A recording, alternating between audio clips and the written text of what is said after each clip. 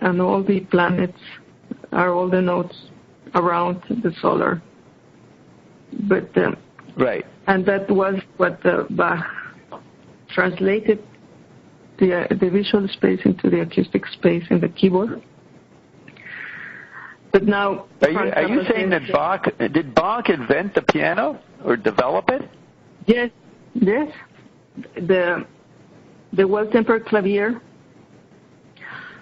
He was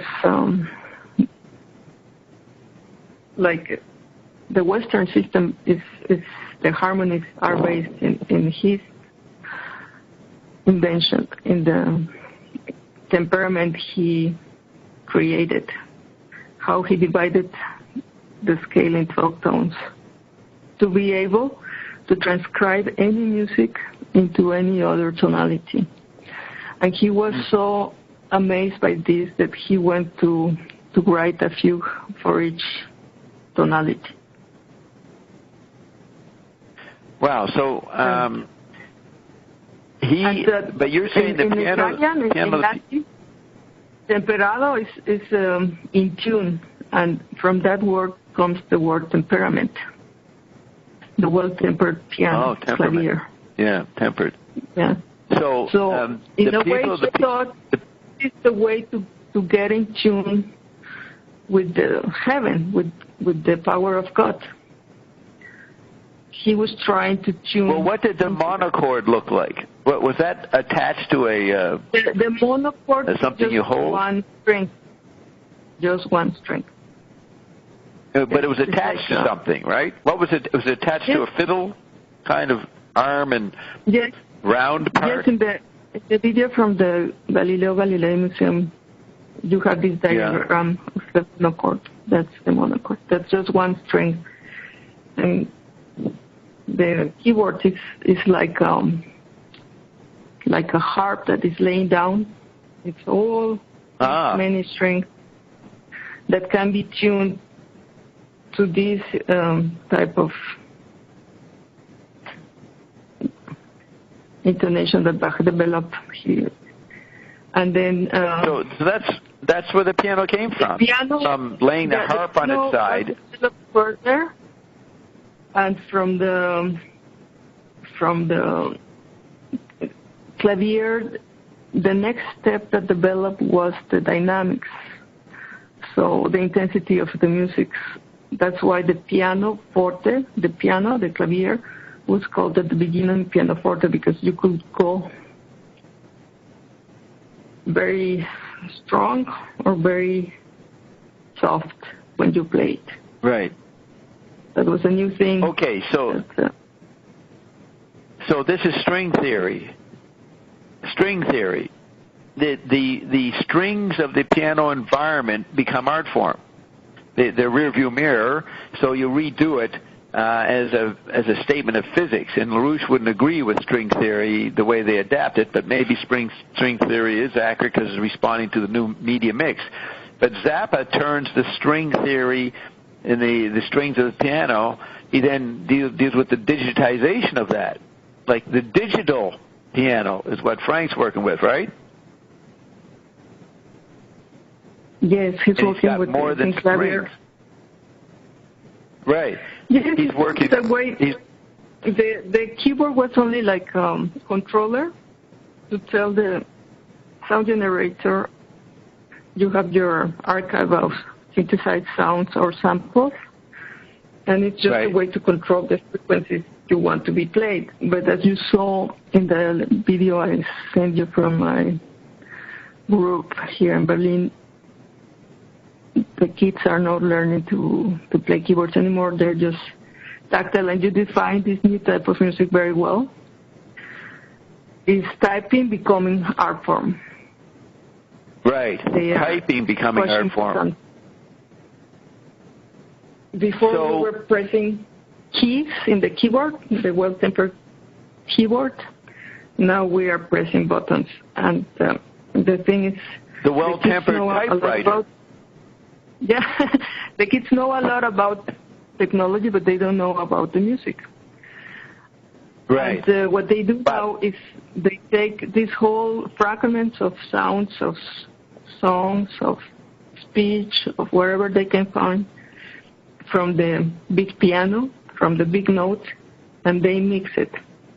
They don't mix songs like before. They mix fragments of things. They filter, they alter, and you can program the launch pad, it's called, in one tonality, so anything you play will be in tune. And that's how they play. Amazing. So there's something, I was reading something, what was it? Oh, in this, in Cliché to Archetype, it's the processing of the interplay between cliches and archetypes. So these kids, for them, a cliche is a sample. And they're trying to make an archetypal pattern out of typing, as art form, typing the samples they have. And their samples represent textures. See, it's not within the analog or Western ear anymore. What ear do these kids have? Do they have an ear? Yes, and that's very interesting what you're saying, how the music is corresponding to different types of media create different type of ears. So the music also reflects this new type of perception of the environment. And as you say, because we have all the environment now at our disposal as an object to make music, not only the notes of the planet, but we are eating the whole environment, the Android meme, all speech. Yes. There is this type of collage of mixing, of replay. It's not, mostly not real composing. It's just remixing. It's remixing. Replay. Remixing. Okay, so what was you watch these kids do this, and you have your background, you have the Larouchian knowledge. How would you critique these kids without appearing to be a Larouchian who can't handle the present new ear? How would you? What do they require? Well, the thing is, the conversation is quite boring because they just loop things, and the music is very repetitive. And it's amazing that you have all these tools, the whole environment as your sound palette, and they're making very simple music in a way. And they have no way of talking about it. I mean, here's Mozart, Bach, and Beethoven in these salons, and they're talking a lot. They have a lot to say. And I don't know if it would sound like just technical talk, but they are relating it to concepts of science. These kids aren't relating what they're doing to whatever they're learning in school in physics, chemistry, and science or environmental ecology stuff. They're not bringing that into the conversation, right? No, I think they're more turned on. What they like is to get new technologies, learn how to use them, and more than making the music. They like the new technologies, like new toys. And they demand new textural shifts caused by the new technology. So you might as well just say they're Android meme processors. Just as the Android meme is extending itself for itself and not the human being, these kids are imitating that almost quadrophonically. They are only interested in new extensions of the machinic. Yes, and some of them make like 20 songs a day. I mean, they do a lot of things, but it's not like a Zappa composition. He will take years working on one thing, and they will work on that and that and that, and take this recording and add to that recording and work more on this, because he was developing ideas and presenting different ideas, because it's a more complex conversation. It's like you cannot engage, for example, talking about the weather or gossiping if you have philosophical ideas in your mind. It's like Right. You need more complex patterns. You need more complex conversation. And it's also with the music like that. You cannot listen only to these 3-chord songs because it's boring, or this type of tactile music that is only looping, right. looping. You need more patterns, more ideas, more things your mind can. So, in Civilization Phase 3, do you hear Frank layering in complexity in the music of Civilization Phase 3? Yes, because that's his last statement, and I think it was something he wanted to develop. Right. There's a lot more. The music sheets of Frank Zappa is very, very complex, and some people may just hear, because I don't know, maybe their perception is different or it's not trained. I don't know. They just hear noise or like but to play that is very, very, very hard. Also to play with others, because of the complexities in the rhythm and the tempo. And to do it right, when you have, it's not like I'm just going to do. No, you have to do it when you have to do it, because it's part of what you're saying, and it's very, very hard to play what he's proposing. Well, doesn't just the computer play it? Yes, at the end he was working only with the synclavier, like in this record, because he said the musicians are available all the time.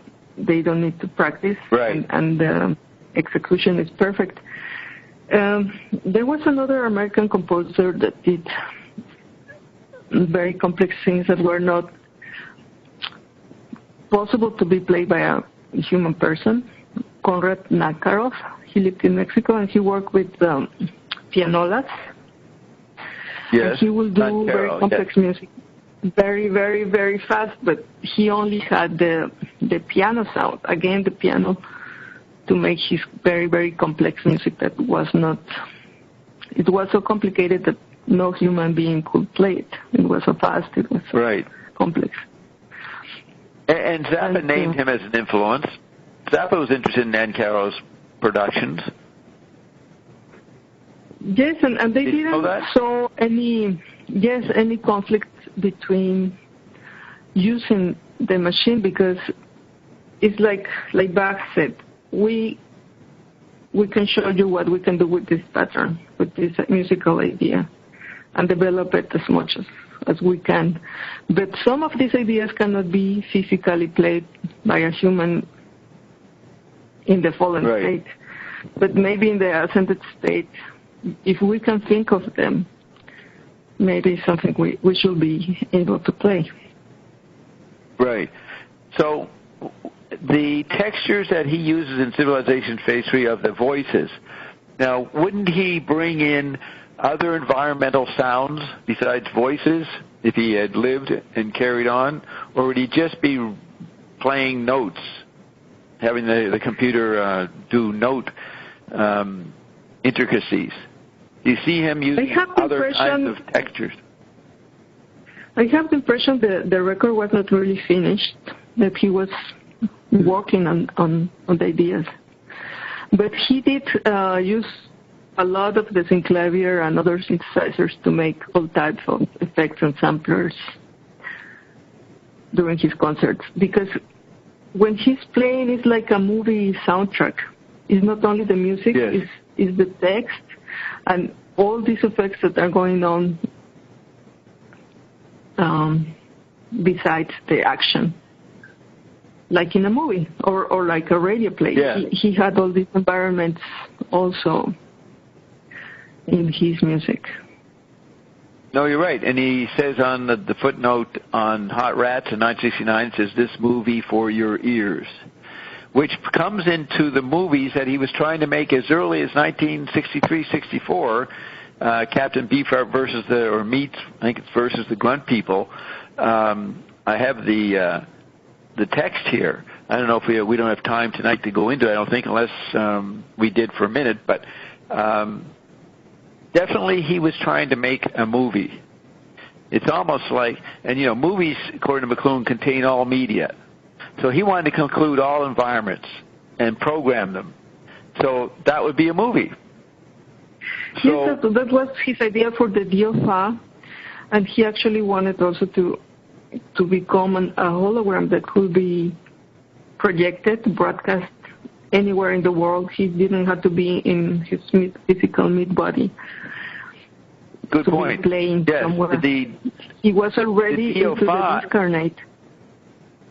Right. The DFA is an updating of his movie ideals in the 60s and 70s, whatever he's trying to do with his movies. So now with DFA, he was going beyond the movie. He was going into virtual reality and real-time sculpting, rather than making a package that you look at in the screen. So yeah, that's a really good point about DFA, that is a living response to the living android meme, and the treatment laid out for the DFA is a great description of how one would respond to android meme event like the World Cup. So then he's going to make a response to that using the most advanced. As if Joyce made some music, that will be his music. What Zappa would do in DFA. Yes, and I find it very interesting that he already wanted to be discarnate. He wanted to play as an hologram. Yes. Yeah, so well, he does say in an interview, the media are the only reality, or the media is all that there is. He relaxed and allowed and moved into that virtual reality as a composer with not much resistance. So what was he trying to, how does that relate to, he was trying to do what LaRouche is talking about. He would present the DFA as a hologram and put you into a state of perception where you'd see through it, like the Bach was trying to do with just sound. See what I mean? Yes, he in a way, he was trying to explain, like McLuhan and you, the environment, the big piano, but he did it with visuals and with music and speech. He was not a theorist. He was just presenting. Well, he had a theory, but he never said it much. He had a theory, but he didn't articulate it. This is where in Them or Us, now this is where we get into the screenplays, like Captain versus Beaver versus the Grunt People. Theory is in those, and in Hutch and Toot. So we will find those parts and read them. He has his theory. Now, on the cover of Civilization Phase 3, you have these extraterrestrial or weird vehicles attacking the piano, right? The piano's this fortress. And that would be visual space. McLuhan said the piano was created by the alphabetic and phonetic effect, so that Bach was using the new meme that the printing press was creating in the crowds of society of Europe, and that inspired him to make a technically left hemisphere instrument called a piano. Now that left hemisphere tradition, which LaRouche stands up for, and it's a comprehensive left hemisphere tradition because it includes other modalities, but anyways, LaRouche, what he stands for, that is what's being attacked. Because on the cover of Civilization 3 is this fortress. That's the oligarchy. That's the literate elite. And, of course, they spend their days going to opera and New York City concerts, right? They really hoik up the classical music thing, which is what, like, LaRouche is in that world, in that elitist world of propping up classical culture, but LaRouche has an argument against Kissinger and Brzezinski about how their particular take on classical culture. And then Frank comes in and is ignored by Leonard Bernstein. Bernstein won't even talk to him. And Frank is, in a way, the forces attacking the piano meme, the piano sensibility that Bach, began. Do you get my point there? Yes, well, I have to make a point. He developed the keyboard, the the clavier. The piano was developed later in the 19th century. That's the pianoforte, the clavier that was able to have these dynamics. Before there was only the other type of clavecin and cembalo. Well, can the clavier do things that the pianoforte can't do? No, the thing is on the opposite. The pianoforte has more dynamics. You can play very, very strong, very loud, and very piano. And in the clavecin, it's more or less the same. There are some dynamics, but they're not as versatile as in the pianoforte. That was the thing with Mozart and Beethoven, and then with the Romantics, they went to develop the music for this pianoforte, because the thing that they could play very loud and very softly allowed them to express all these emotions. So that would be the new complexities brought in by the printing press and the newspaper. Remember, Beethoven is a great supporter of Napoleon and the Republican movement. He supports the American Revolution. They're inspired by the implications of those new democracies. And LaRouche says that they were Republicans. They weren't into mass democracy, mob rule kind of thing. So the complexities that the newspaper brought in changed the ears, and the pianoforte then was the instrument to meet the new demands in the ears for more subtle resonances. You okay with that sentence? Yes, and I think one of the things that you add and is how the perception is changing, and with the medias, and how this reflects in the musical. Like so you say, there is another type of hearing also. Right. So you could see that Stravinsky and the rhythms of The Rite of Spring, 1913, are responding to the automobile, the telephone, beginning of the airplane, street lighting, all those technologies, all that mix brings Stravinsky in. And then Varese, he's more like the 20s and 30s. He's bringing in the sirens and other kinds of industrial noises that Stravinsky doesn't do, right?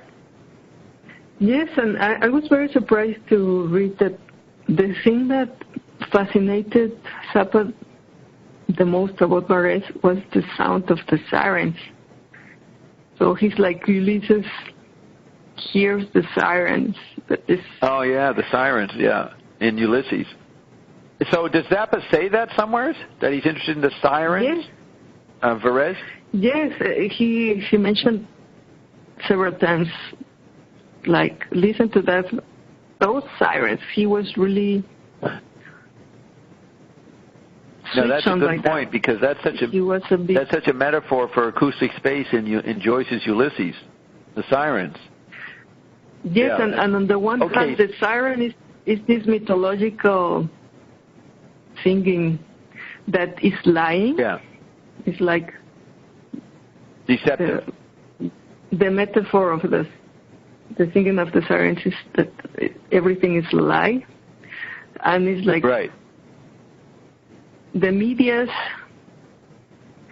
eat all this acoustic environment and put it out, but at the same time, it's sort of a lie, this replay. It's not the real. Yeah. It's a replay. Okay, so... There are like different layers of meaning and of interpretation and of confusion. So the siren singing, it's always fascinating. I mean, it's like men will die just to be able to hear the singing of the sirens. Right. It's like embracing new technology. Man, humans. We have this fascination, but there is always the danger of the effects of the siren. And then there's also the siren as an alarm that wakes you up. The alarm. Achtung, right. Achtung. The stages of Achtung, the stages of apprehension. Okay, so you have Flores in the 20s and 30s. Do you have Stockhausen, Boulez? What's different about their music in the 50s from Flores and Stravinsky? And of course, they're responding to television and the media mix of the 50s. What? The thing is, since 1899 there is recording. Yes. But the first personal recorders were done in the 50s, and these composers, there were already in the 20s a lot of different instruments trying to use electricity to generate sound. There's a lot of Russian synthesizers that are not very well known. The best known is the theremin. For example, here in Germany, there was the instrument played by Oscar Sala. I think it was called the Tetraumonium, something like that. But first they started recording and using the sounds for the music concrète. Yeah. So that's the difference. And then Stockhausen starts to use electricity as the sound generator of waveforms. Right. And he uses things from radio and TV, and he starts developing instruments so that we have synthesis, the artificial sounds made by electronic sound generators. They're not acoustic, vibrating in the air, but they're frequency modulated and filtered. Frequency modulated. They have to be amplified by the speakers to be so that we can hear. It's like we can translate, for example, different types of things into sound. Like you can go on and look for the sounds of the planets. They sort of translate the magnetism or different types of frequencies, lights, and these values correspond to they make a sound out of these values. Like they will add this data to some instrument, and with these values, different parameters are activated to create the sound. That will be how we can listen to these planets, for example. For example, there are beautiful things from Saturn and other phenomena. It's like we can listen now to how plants communicate. Yeah. And we can amplify the frequencies, we can hear much more than we usually could hear with our ears.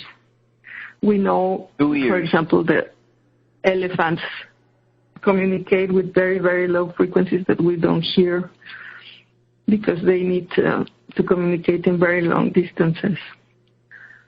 So there are many frequencies, many things we don't hear, but are also in the environment vibrating.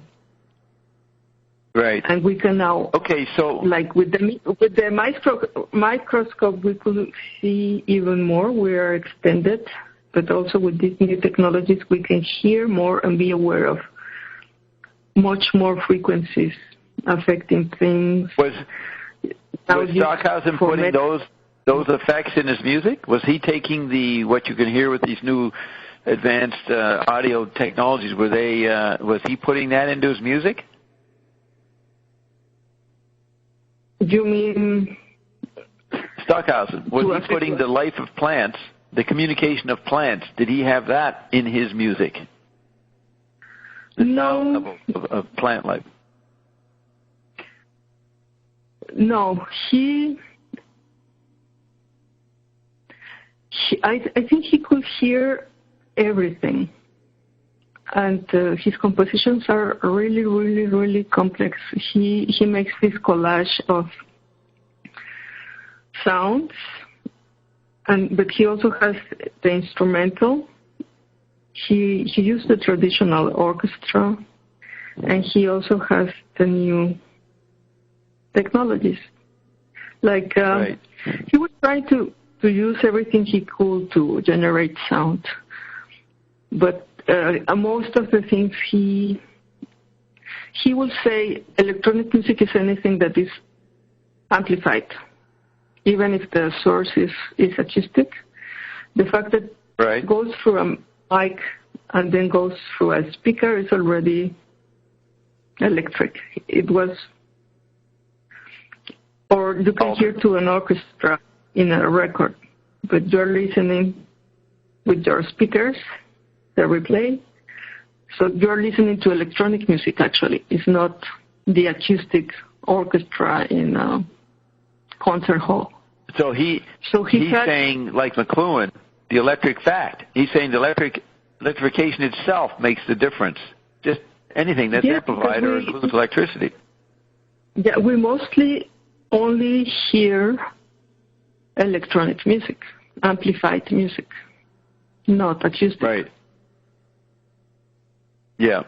So he had no limitations in that sense, but he was not applying that like in a therapeutic way or whatever. He was just fascinated with sound, and then he went to develop a very complex mystical ideas. And that's the thing with many composers, that they see music as a different type of language that communicates with something else, like Zappa said.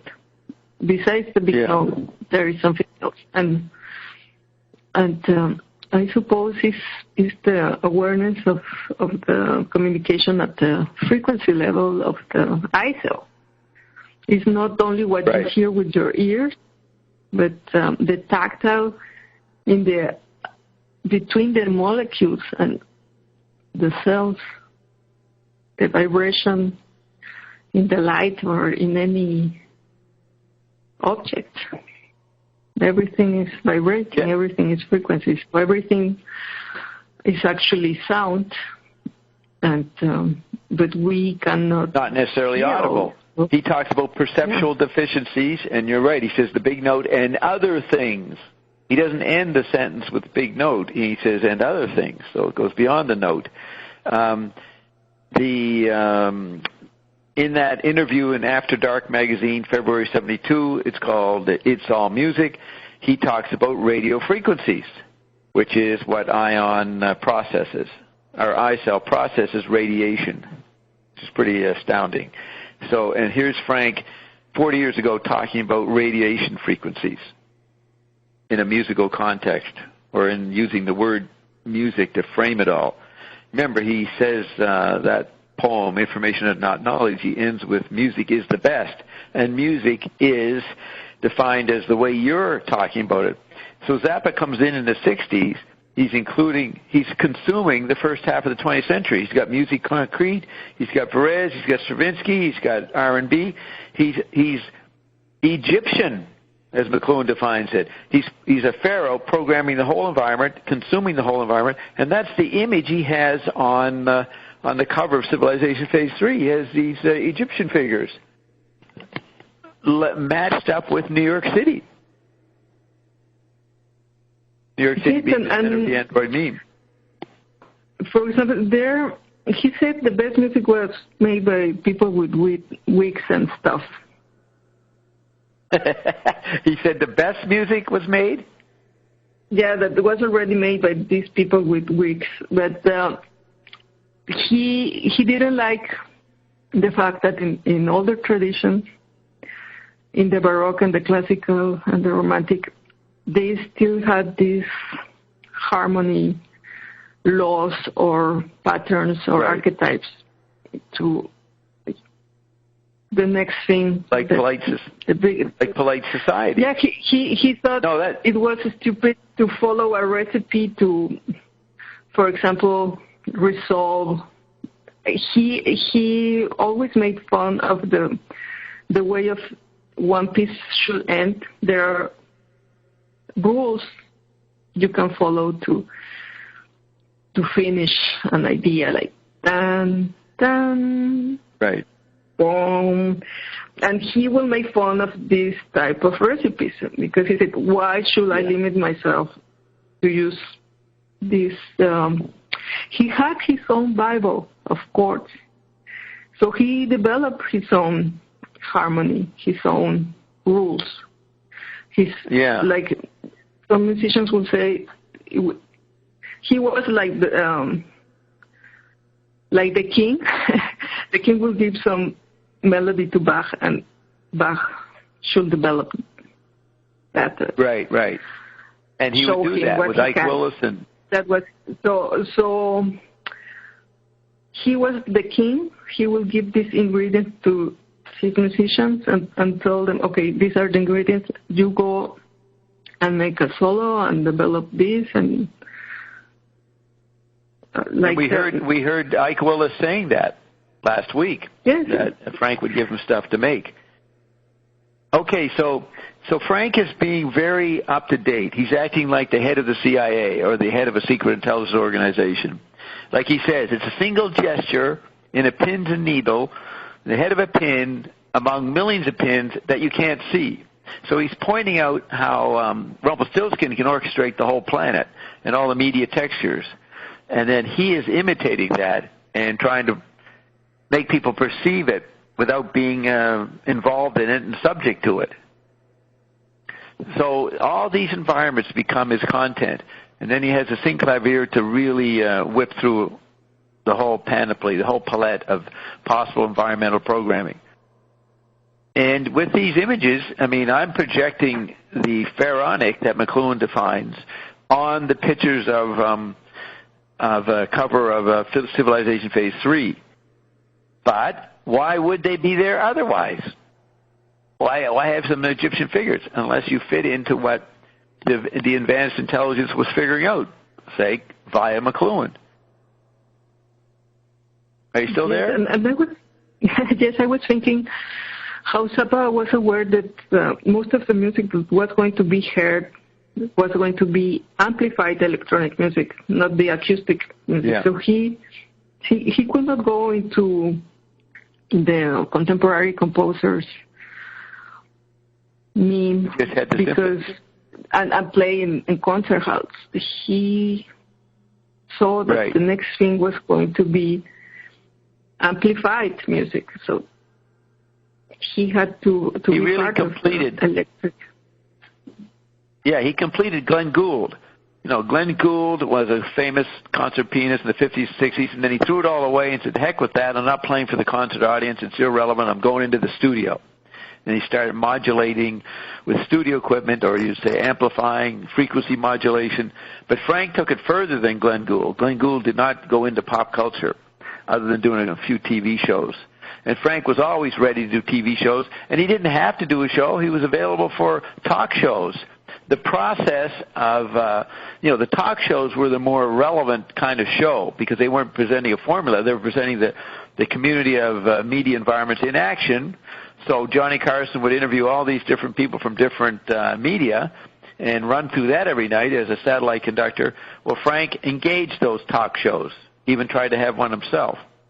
So Glenn Gould didn't do that, nor did any of the others. Stockhausen and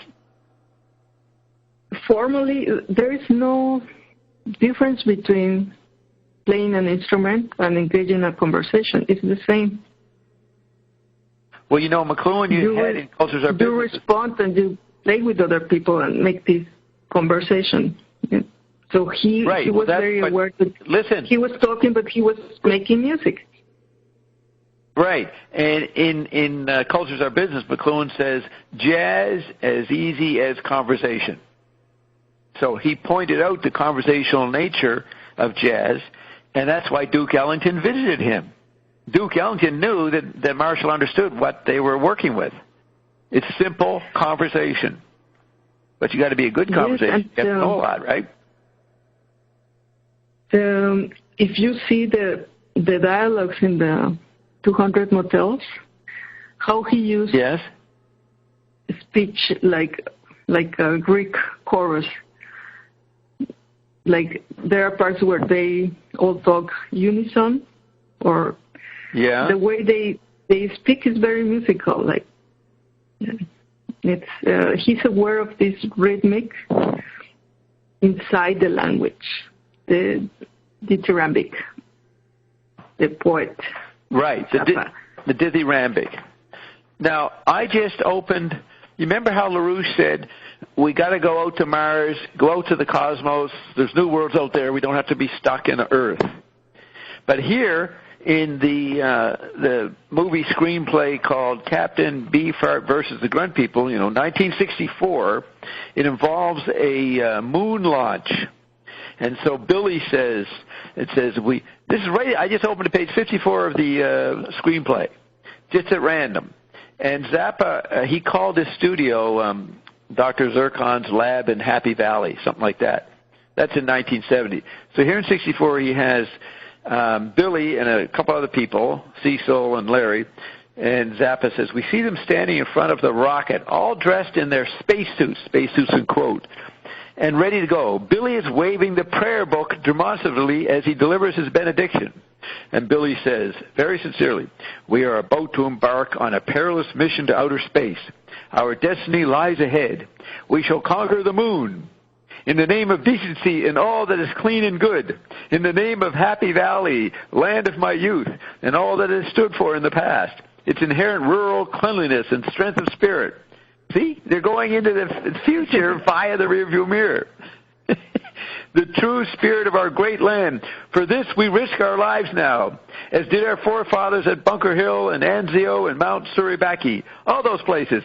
For all this, we now depart for the moon. Now, 3 years later, Frank writes a song called Concentration Moon, where he's saying they've created a concentration camp on the moon.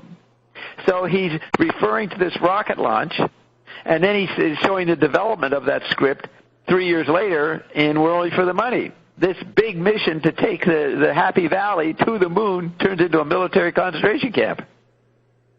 You get it? Get the irony? Yes, again, and then it's cosmic. Yeah, like we're standing ourselves like we're not only in the earth anymore, we are in the cosmos. Right, and we're extending beyond the cosmos, beyond the big note, so that going to the moon, which is visual space, that's an old mission. That's an old rearview mirror 19th century mission by the military. And Frank is making fun of, and the moonshots are just happening at this point, 62, 63. I mean, they're preparing, John Glenn and them are going around the planet and breaking records, and they're starting to move towards the moon by 1969 is Kennedy's dream. And here's Zappa saying, we're already communicating through many kinds of spaces in radio and TV. He actually says in an interview that radio is new life. He says, radio is new life. It's not a bacteria, a new organism. Radio environment is a new extension of anthropomorphic reality. So, now I'm just going to open it up. Go ahead. Yes, and I was also thinking how the visual has an effect in the acoustic, like the keyboard was made thinking of how we are made. We have two hands and 5 fingers on each hand, and we are going to do this sophisticated type of typing of the notes. But now in the modern design, the modern technologies are using more and more gesture to connect different types of machine with the human. Yeah. Good point. Now, here's what happens. Yeah. I mean, I haven't read the script in years, so just jumping through, but I remember they end up, I guess, landing on the moon or someplace, and they meet Celestia, in brackets, like a sexy fairy princess. And she says, "Greetings, Earth people. I am Celestia, and these are my loyal subjects. I am the queen of this heavenly body." So Cecil, one of the guys on the rocket, one of the Americans, starts to drool. And Zappa's little instruction on the sign say, "The poor little fellow can't help it. He's been living in Happy Valley for 10 years. So Celestia says, "You're surprised to see I speak your language, but we've been monitoring your commercial broadcast for years." Then there's a radio voice through static. "Calling alien spacecraft on moon. Calling alien spacecraft on moon. Do you read me? Come in, aliens." And then Celestia says, "We are the last tragic remnants of a perishing race. A love-starved race, more highly developed than your Earth women in the mysterious feminine arts. And we have waited many time periods for a contact such as this." It doesn't say we're waiting a long time. There's no time, so she says time periods. "It seems as though our prayers have been answered. Come with us. We're prepared to feast." And Cecil goes, "Feast? Like eating?" And Johnny says, "And then again, you folks out there have to remember, it ain't just the uniform that makes the man. No, sir, it's the discipline." So then they march off, and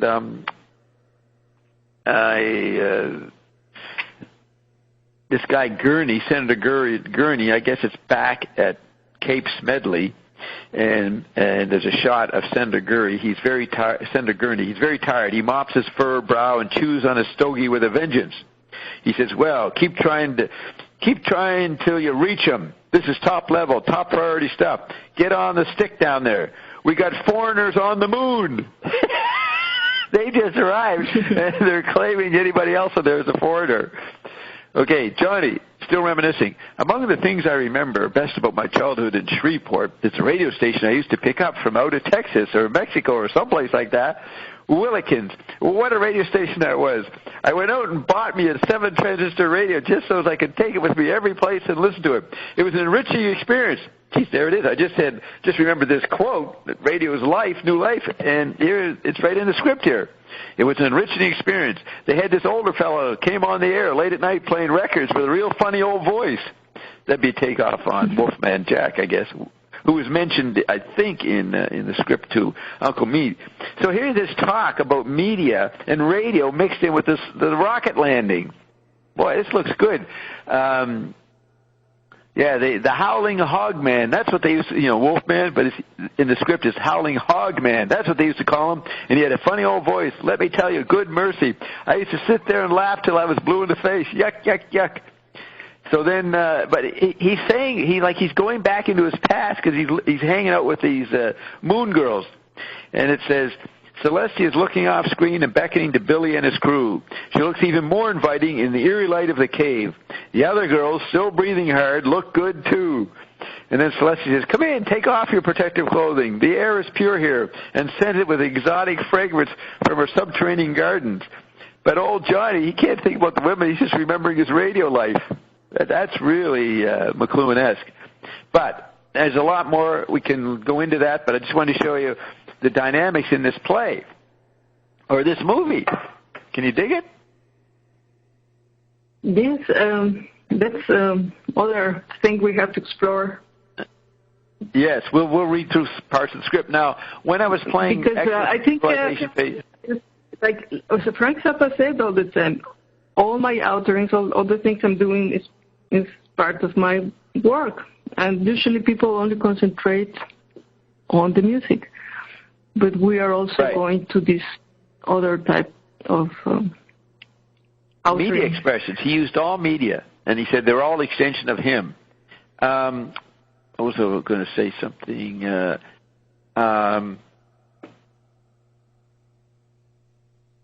The movie. Nope. You'll have to say something. My mind broke. I had to re-reel it. Well, so, another... Yeah, but... Go ahead. Another thing that I think about when I think how, in a way, instruments like the monochord and Bach were trying to translate the whole universe, the whole cosmos in a musical instrument to communicate with this higher thing. We're still into developing these interfaces between man, the machine, and the environment. And Frank Zappa was into that a lot. Yes. Yeah, you have Bach. He's trying to attune art and music to the scenario that Galileo, Kepler, and Newton laid out, so that is what they think nature is, what they see with their eye in the cosmos, in the solar system. But that is not an environment for us. That is a print effect. People start looking and exaggerating what the eye showed them. But, once you get into the 20th century and Stravinsky and Flores, they start analyzing acoustic space and processing that, and then eventually get to tactility. I would say Zappa is really an artist of tactility to the max, and then even engaging the machine's tactility. So yes, the composer is always exploring the new nature, which is a product of technologies. Nature is a product of technology. And the media, the technology, is this interface in which we are trying to interact with the power of God, with the big note, with the something else. Yeah, and up till now, it's been an external God. And then it became an inner God. But ion is neither outer or inner, is what Ian's trying to tell you. You're neither inner or outer. He called the outer kingdom and the inner kingdom. But that wasn't as important as the middle kingdom. The middle kingdom is where you are on any page of Finnegan's Wake. You're in the middle. There's no beginning and no ending. So the middle kingdom, Ian, is technically very correct to emphasize that word and not inner or outer. And Frank satirized inner and outer, operating from the middle kingdom position. He didn't call it that, but his perceptions of the tactile interplay is, and shown in Diophar, is the position of the middle kingdom. Yes, and also we can see how, with different types of media, the focal point changes from things moving around God, then to the planet, or to the sun, to the planet, then man becomes the thing. But we have like these three different kingdoms, and man thinks still that things are outside, and then we finally come to the well-tempered interface that really reconnects. Because LaRouche said the reconnection was with us going to tradition and reconnecting with a higher purpose. That will be how he thought we reconnect. But we see, Zappa thought it was through the frequencies that we can reconnect to the big note and the other thing. But the reconnection was Bob says, with Bob the says. ISO. It's like with the non-food. And as you say, the eye tells the non-food. The focal, the thing that we thought things revolve around God or wherever, and now things revolve around you. It's like you are the creator of your reality, of your environment, and like you said, you're in the middle. In the middle kingdom. Yeah, and that's right. It's back. No longer the Earth is the center of the universe. You're the center of the universe. So we've dropped the solar system, either Ptolemaic, Copernicus, or NASA's universe. Puny stuff compared to where we are today. And the media environment supports that. It makes everybody the center of everything with their iPhones. But that doesn't satisfy. It's based on a device that you get there by default. So in LaRouche's book, Dialectical Economics, he's always making the point that technology is the new nature. He's got a very McLuhan point there all through his economic program. So he recognized that. So it's interesting how LaRouche... Yes, and the thing that we have discovered with Ian is that the technology is not only the hardware. The technology is organic. It's the iCell going to you, resetting yourself and tuning you into listening the right frequency to change whatever has to be changed with the cymatic effect of the frequency. Look, Zappa has metaphors of food, Uncle Meat, and other things, burnt weenie sandwich. We find out that we connect by eating something. That's what he was anticipating. We would eat the I cell, and that would create the new song. We eat the new song. Yes, and you did this video where you showed your mouth opening and closing and eating the whole environment. all the Android meme imagery of the last 100 years. Yes, that's the video. Everything's disappeared, and you can see it on my Facebook page. So, and that was made in 1993. Now, we only got a few minutes left. You have to go in 4 minutes, right? Yes. Right, 4 minutes to 8. I want to see if this is Bert. Bert, did I just unmute you? Okay, there's another one. Bert, did I just unmute you there? Yes. Yes, Bob. Bert, you got 4 minutes. I know you've been you've been flabbergasted by what Roxy's saying. What's your verbal response?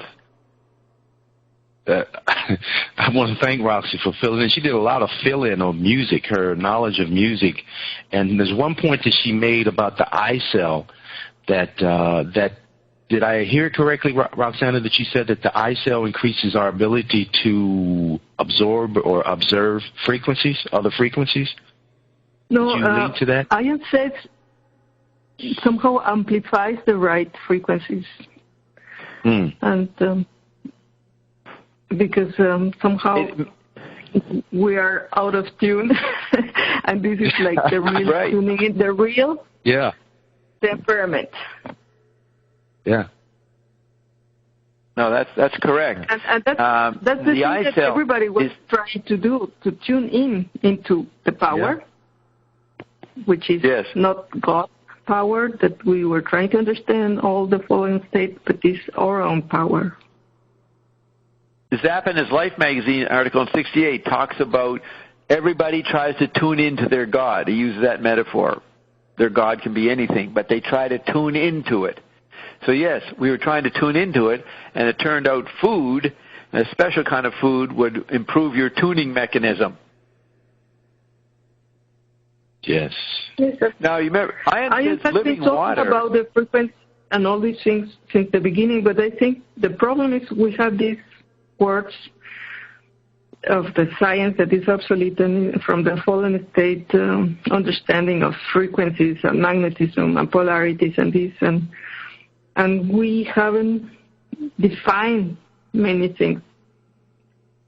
And we're just... Well, Ian's constantly defining things, but the definitions are shifting as you become more aware of the context that Ian is working from. Yeah, that's the other thing. He says the only thing that is permanent at the moment is the magnesium, and all the other things are constantly changing. Yes, magnesium. So maybe there is this coming of the non-physical talking to us, and he always made the point that music is important. Like he always wanted Bob to play a special song in a special point. And he would not take the high culture music, but popular culture. And he will usually say something about the lyrics, the mortar, a special phrase. 2 points, and so in a way, it has been tuning us in many ways, with the words, with the music, and with the food. And with the silence, Roxy. Okay, you got to stop. when he, a few months ago, wouldn't answer questions, everybody said, oh, he's mad or something. No, he was using the frequency of silence to communicate to us, and nobody got that. More and more, Ian was using silence, and whatever you could pick up with what he was emanating, he was communicating with the silences, not just words. So that's what was happening ago. And then the other thing is, living water, Ian says, is not water. We're going to sell living water, and it's not water. You'll never want to have to drink water again. So that's an example of a non-food. We have to call it living water, just like Ian had to appear to come through JW, or humans wouldn't have a clue of what they were dealing with. Can you imagine when I first was talking? When he explained the Genesis, it's all about chemistry. Yeah. It's amazing. Yes. The whole fall. Yeah, it's all about chemistry. Chemistry. But and the generations in the Bible, all those family generations, are actual chemical reactions. It's chemistry. But I'm going to lose it. The living water. What the heck?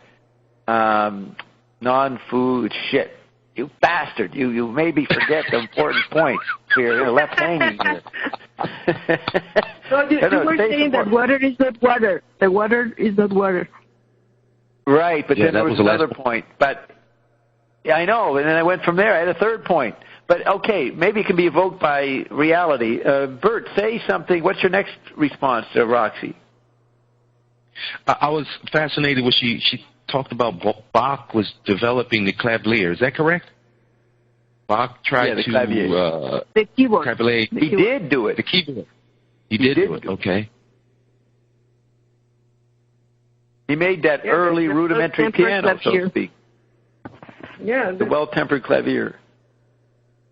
But in that LaRouche broadcast, and they start playing the LaRouche, they start playing quotes from Beethoven or Mozart, whoever it is, Bach. I can't stand it. It's horrible sounding. It's nothing like the Penguins or the Valets or the great 50s music. The tones are stupid. And because I don't have those ears for that kind of music, I wouldn't be able to sit there and listen to Beethoven stuff. It'd be okay, but I'd probably demand more variety in it. Now, is that because I can't sit still anymore? You have a tactile hearing. That's Baroque music. Yeah, I do have tactile hearing, but I agree with Frank. That fucking music, Mozart, Beethoven, it's okay, but it's mostly crap. The timbre, the pitch is fucking boring. Give me Diana Ross or whatever whack job I played today. I played some whack job today. But I got different ears, from whoever listened to that stuff back then. But the mind part, LaRouche preserves the meaning of that music, what they were trying to do. The encyclopedic vision of penetrating X-raying mind is what was being attempted to acquire or to communicate. That I appreciate. You know what I mean? Another thing with music is like you start by studying, like they're doing the musical phrases. Like you go, okay, here is a scale, here are pages, here the bass comes in, and this and that, and you just analyze what's happening to memorize it, the different parts, and understand it. But then you have to make the music. Then you have to add something else and play with some other people. And it's amazing because there have been studies that say when people play together, their heartbeat synchronizes. Ah. So when they play together, you play music together? You're saying when people play music together? Wow. Yes, so there are things that we don't understand with the frequencies that are happening in the environment. And, Roxy, we don't have to understand them if you mean visualize them. Like I just read in a Thompson article, scientists are trying to measure the samadhi states, the nirvana states of yogis, and trying to make some kind of evaluation from it. That's visualizing when you measure. I don't need to measure and visualize what goes on between me in these conversations. We might be syncing up our hypothalamus right now as we talk here. right? Who gives a damn about the heart? We want to sync up the hypothalamus, and that may be happening as we resonate over these ideas and images. Yes. So what I want to say is that there are things happening when we communicate.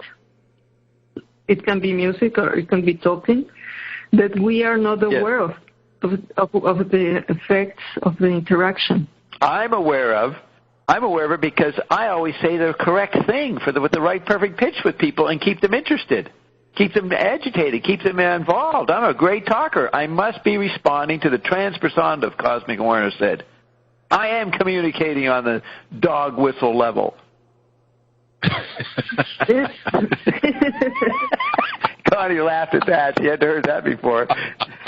You know how to play the frequencies. Well, I know how to play the frequencies. That's right. And let's remember. I have to leave your core.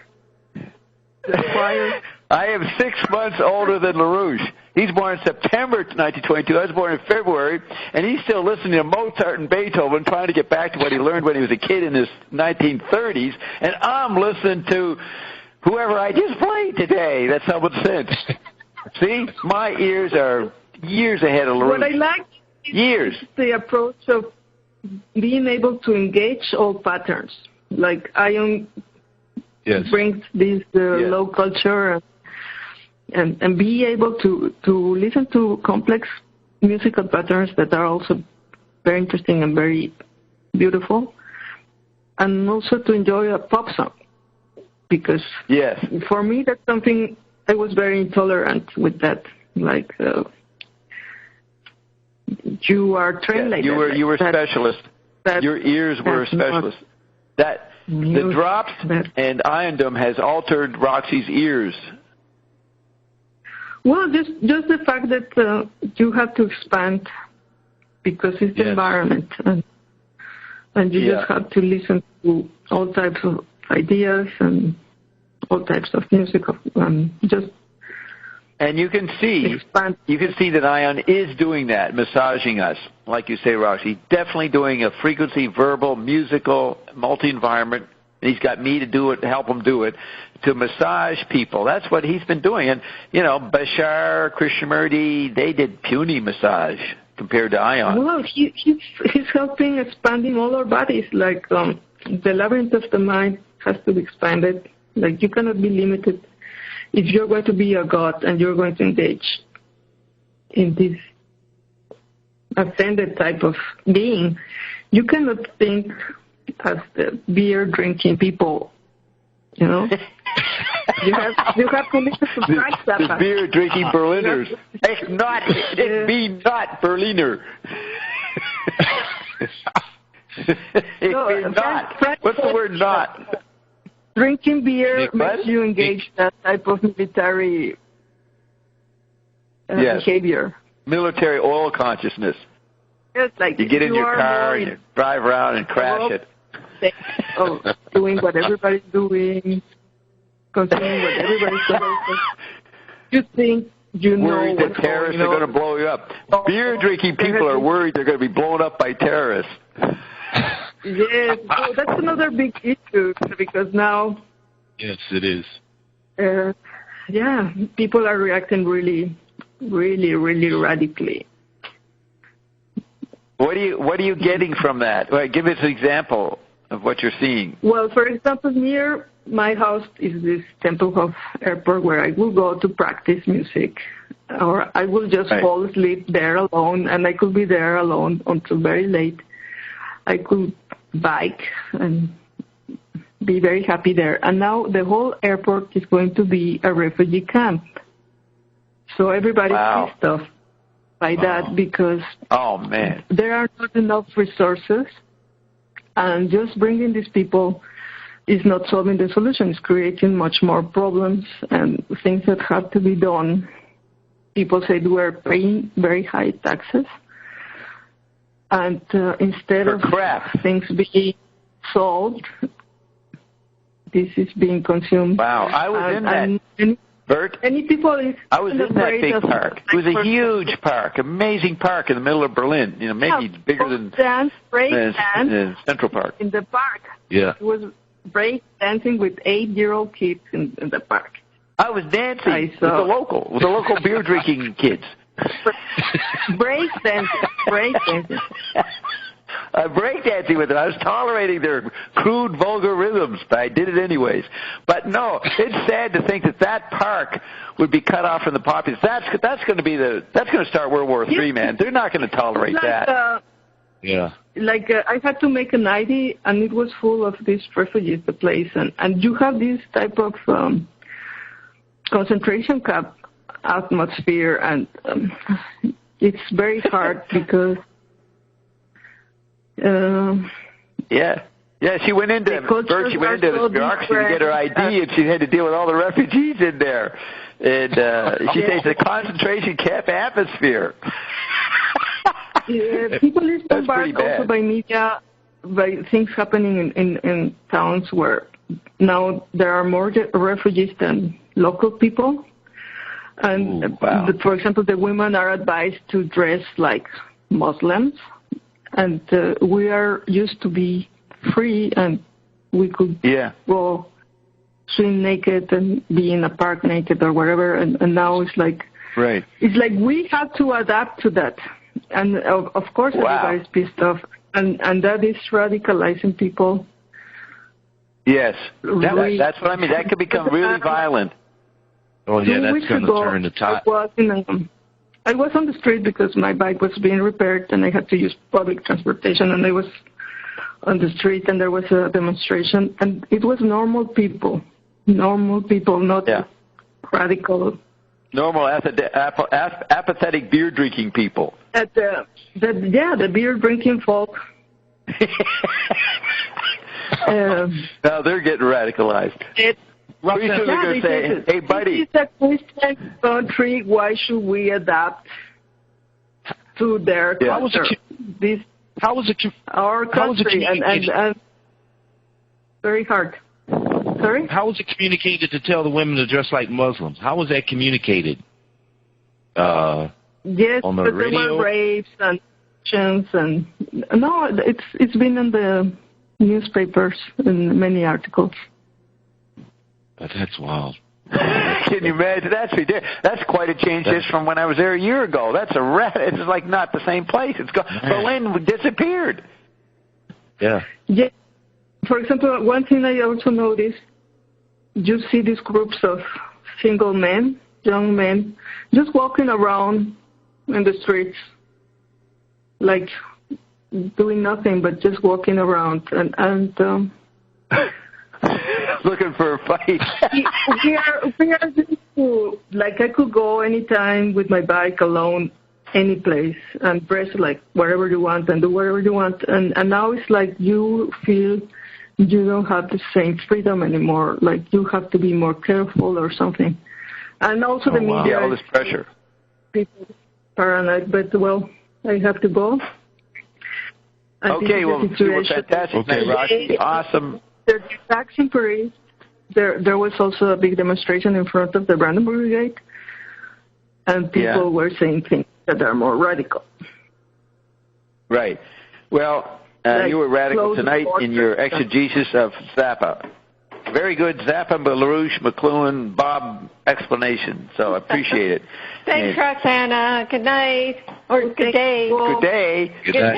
Good day. Good day. Good day. I'm going again with my Your what? Der Volk aus Deutschland, die wir trinken Volk aus Deutschland. Ich gehe jetzt. Okay. Wow. Yeah, if you say so. Yeah, Deutschland. Deutschland, beer drinkers. German Deutschland.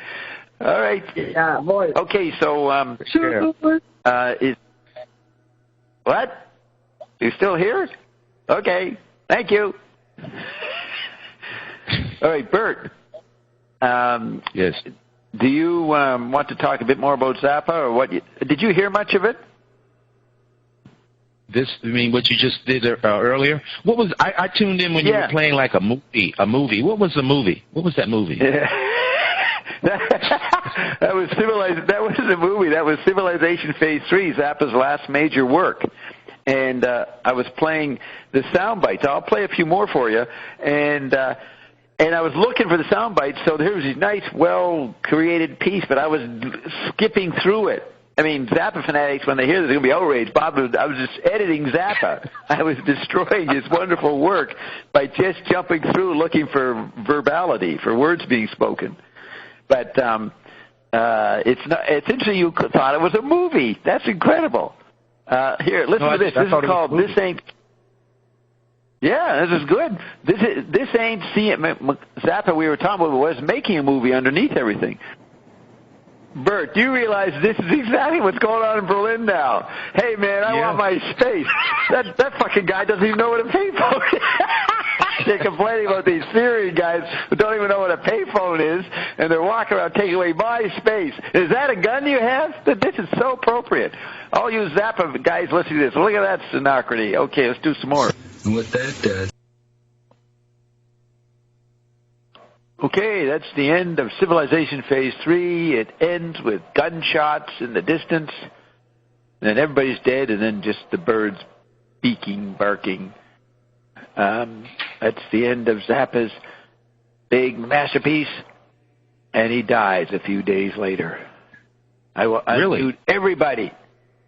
Yes, he did. He did, Bert. He died. Well, actually, this was released a few months after he died, I think. I'll look on the Wikipedia, see what the exact date. They usually give these things. He died December 4th, 1993, or some part of him died. Okay, so Frank Zappa, and you go to the Civilization Phase 3. Let's see, just a second. Big, long wiki article, very long, for America's National Treasure.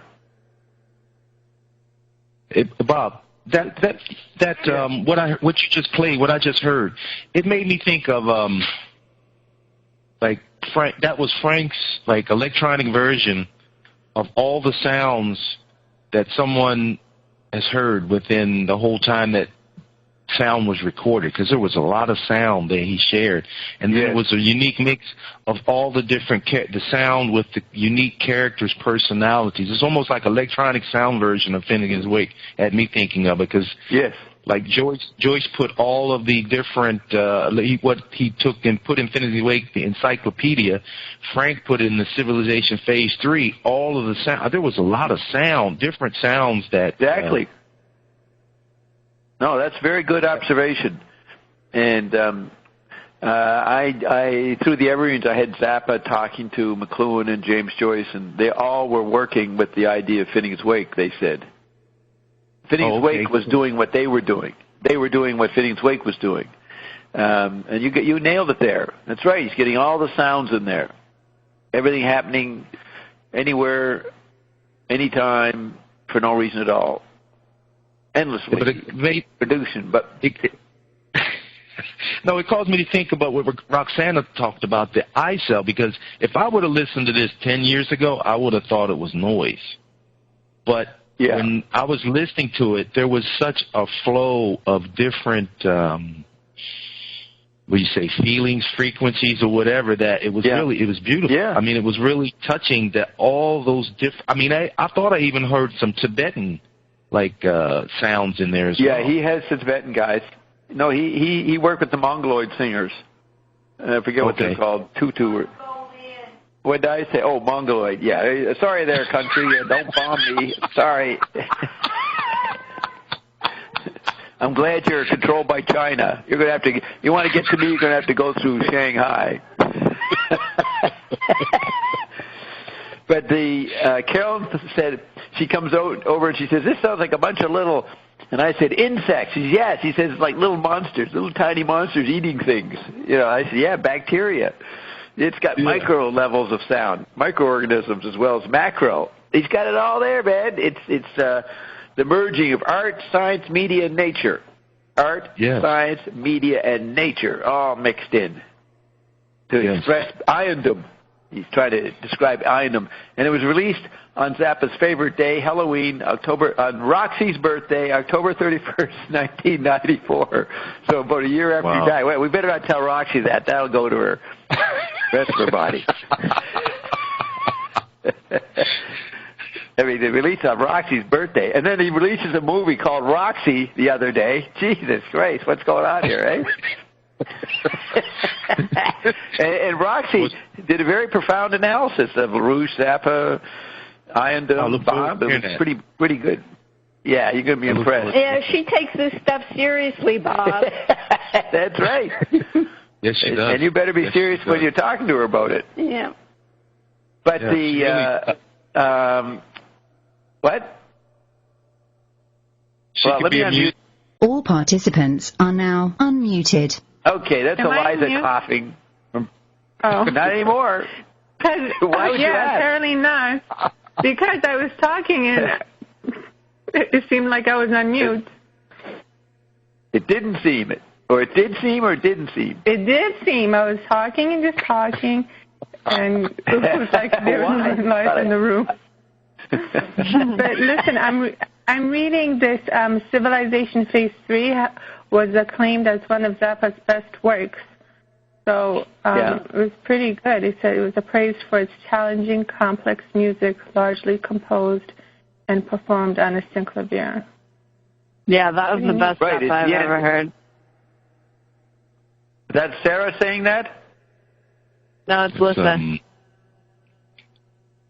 Alyssa. Who? Alyssa? Oh, Alyssa, the artist is here. Alyssa. Yes. We got Eliza, Alyssa, and Alassa, and Billy. Parents with no imagination. That was the best. So you're saying, Alyssa, you're really, that's quite a statement. Well, how much have you heard of Zappa?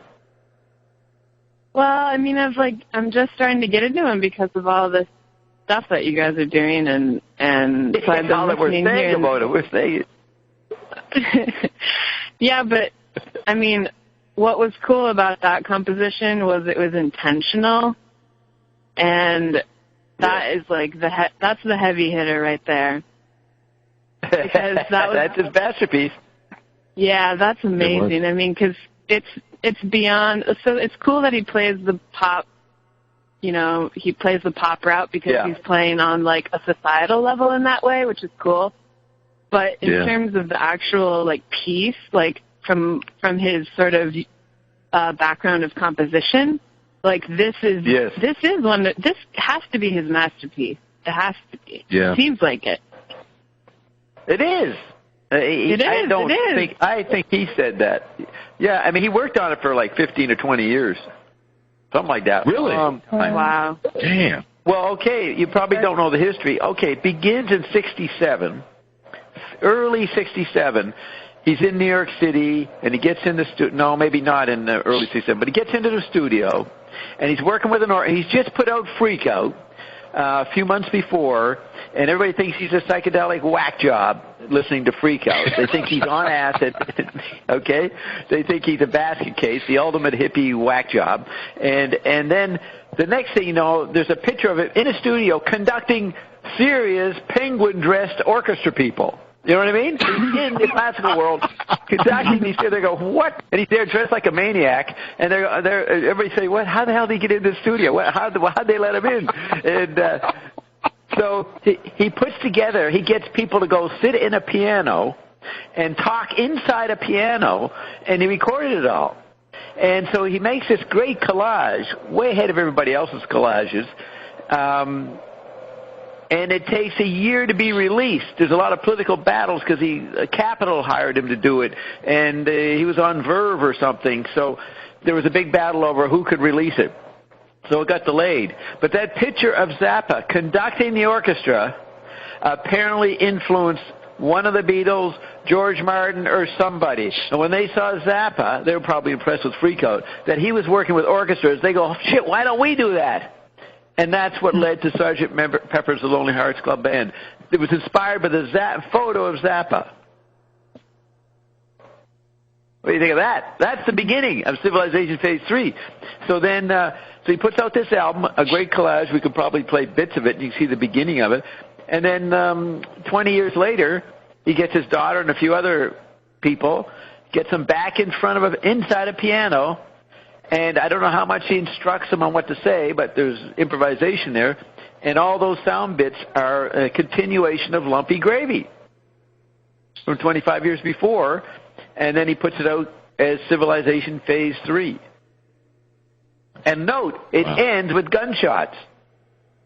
Yeah. Today, I was thinking, how appropriate to play that this weekend, which is what's ricocheting all through people's minds, is the Gunshots of Paris. Yes. To me, it sounded very dreamlike. Like if you were to go into Zappa's head, that's what would be going on, or in his, subconscious or whatever. That would be what's going on. And you could say dreamlike. Right. And you could say Fitting Its Wake is a dream, but Joyce says Fitting Its Wake is not a dream. It's traveling through all kinds of textures and above audible and below audible, like he talks about. He's interested in frequencies above audible and below that come in to create the mass of what we experience. So that's what Fitting Its Wake does, and he's doing it. It's a mashup. It's cool too. It's cool too because it's like it also echoes of like the television set changing.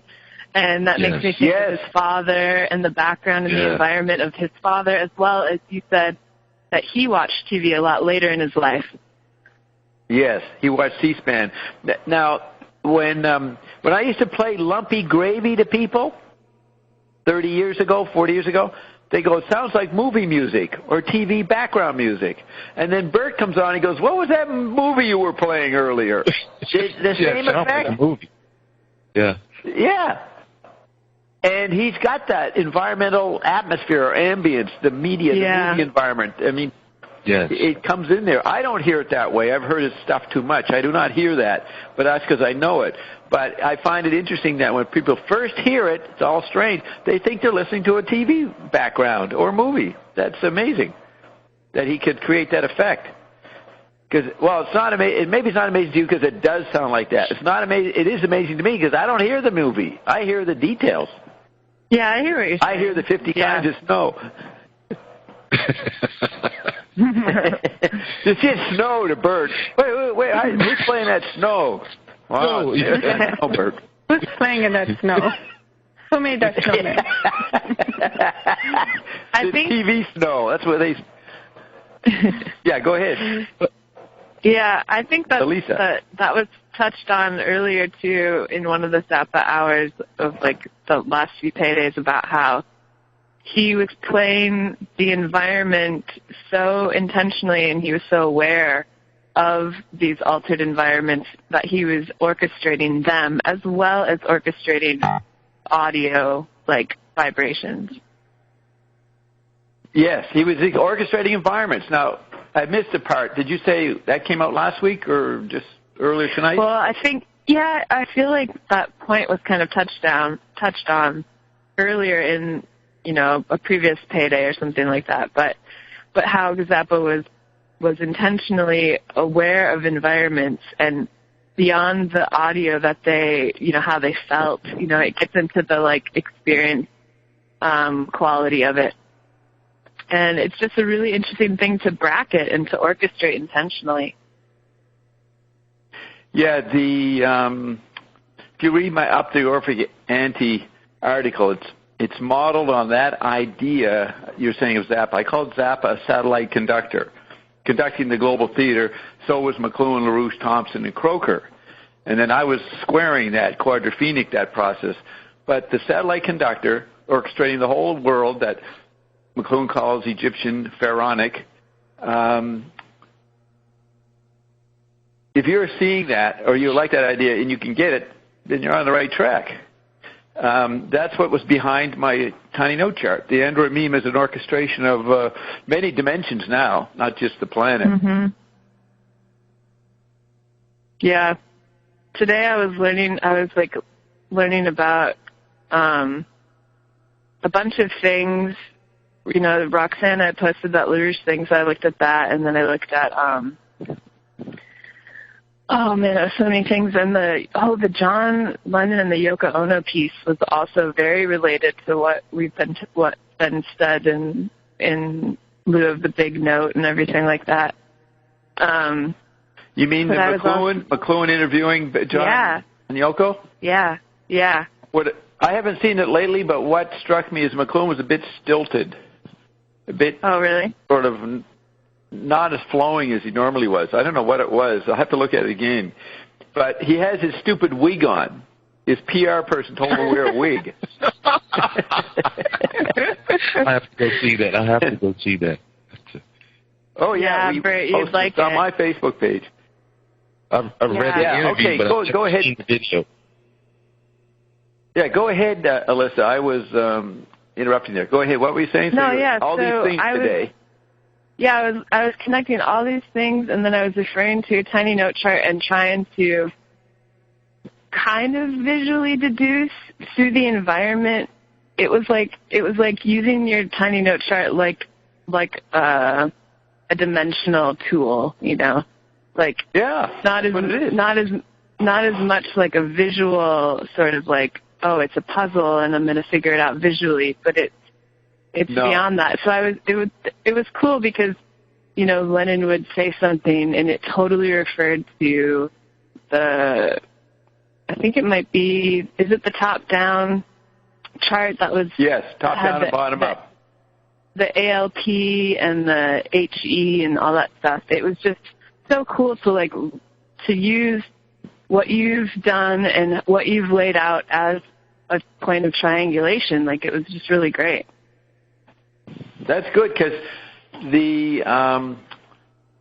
the far right column of the chart, tiny note chart, you'll see the sensory ratios of each quadrant. And that shows you that you're looking at a flat, simple visual mapping of a multidimensional, multisensory situation. So if you've got the chart there on your computer, just look at the ratio of bias of LaRouche, the ratio bias of McLuhan, the bias of Thompson and Croker. It's all carefully laid out.